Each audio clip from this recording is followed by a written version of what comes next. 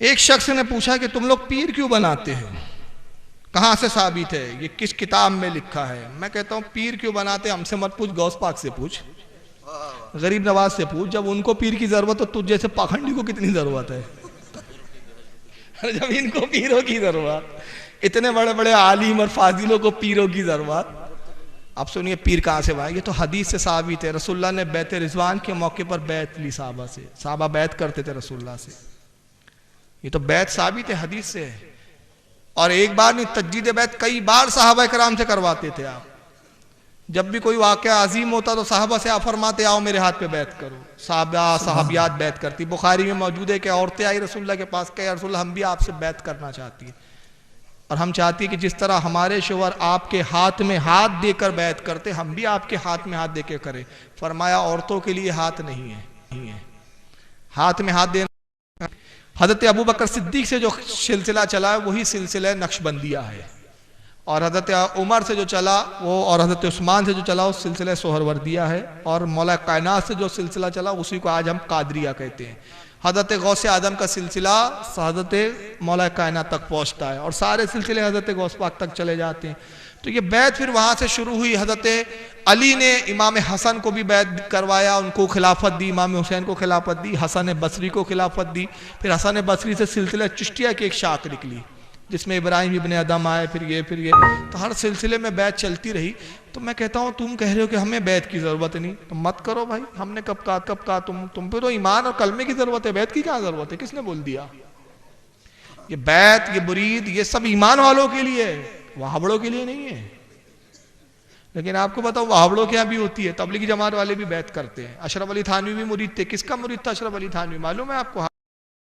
آلے دیتے ہیں، یہ رسی دیتا ہے. کوئی بتا رہا ہوں کہ پھانسی کا پھندا ابھی سے تیار کر رکھا ہے، یہاں بھی لٹکوں گے وہاں بھی لٹکوں گے.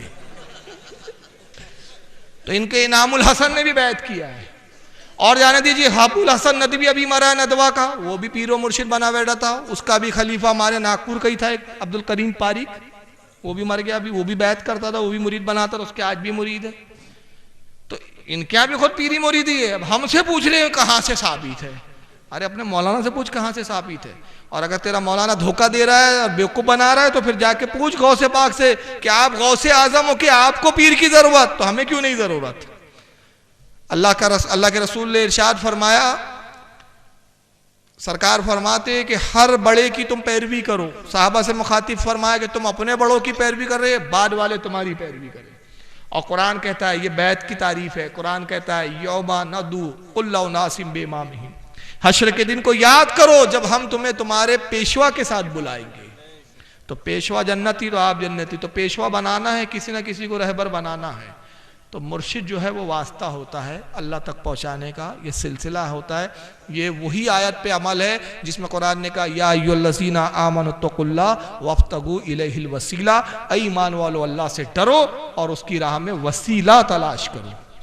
یہ مرشد وسیلہ ہے. اور ایک آیت سنا دوں، اس میں تو لفظ صاحب مرشد آیا ہے. آیا سنیں گے تو آپ چوک جائیں گے. ذرا درود شریف تو پڑھیں آپ کو، پھر میں آیا سناؤں. ذرا دیکھیے. اللہم صلی علی سیدنا مولانا. یہ قرآن کی پارہ نمبر 15 ہے اور سورہ کہف ہے، آیت 17 ہے. پارہ 15 سورہ کہف لکھ لیجئے، آیت 17. وہابیوں کے لیے اس میں خطرہ. قرآن کہتا ہے من یہد اللہ فہو المہتدی ومن یضلل فلن تجد لہ ولیا مرشدا. مرشد کس کو کہتے ہیں ہمارے ہاں؟ پیر کو ہم کہتے ہیں مرشد. دیکھیں قرآن نے وہی لفظ استعمال کیا، من یہد اللہ، اور اللہ جس کو ہدایت دے، فہو المہتدی، پس وہی ہدایت پر ہے. اللہ جس کو ہدایت بخش دے وہی ہدایت پر ہے. وَمَن يُضْلِلْ فَلَن تَجِدَ لَهُ وَلِيًّا مُرْشِدًا، اور اے محبوب جس کو اللہ گمراہ کر دے نہ تو اس کا کوئی مددگار پائیں گا نہ مرشد. مرشد کے معنی ہوتے ہیں راہ دکھانے والا، نہ اس کا کوئی مددگار نہ کوئی اس کا راہ دکھانے والا مرشد. تو قرآن نے کہا جس کو میں گمراہ کرتا ہوں اسی کا مرشد نہیں ہوتا. جن کا مرشد ہوتا ہے اس کا مطلب وہ گمراہ نہیں ہے. اور میں نے ابھی جو ابتدا میں آیت پڑھی تھی سورہ مائدہ میں وہ آیت ہے جس میں اللہ نے فرمایا یا ایھا الذین آمنوا اتقوا اللہ وابتغوا الیہ الوسیلہ. ایک ایسا حوالہ کوٹ کر رہا ہوں، کسی کی مانے جنا ہو تو اس کا رد کر کے دکھا دیں.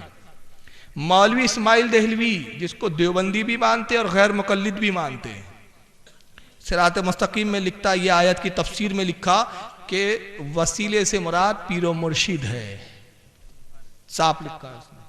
شاہ ولی اللہ نے القول الجمیل میں لکھا کہ وسیلے سے مراد پیر و مرشد ہے۔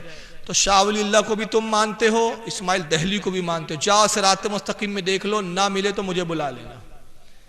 اور اگر مرشد اور یہ سب پیری مریدی تمہارے نزدیک مشرک اور شرک بننا شرک ہے تو سب سے پہلا مشرک تمہارے ہیں، پھر تمہارا باپ اسماعیل دہلوی چاہیے، اس پہ پہلے فتویٰ لگاؤ، بعد میں ہماری طرف آنا۔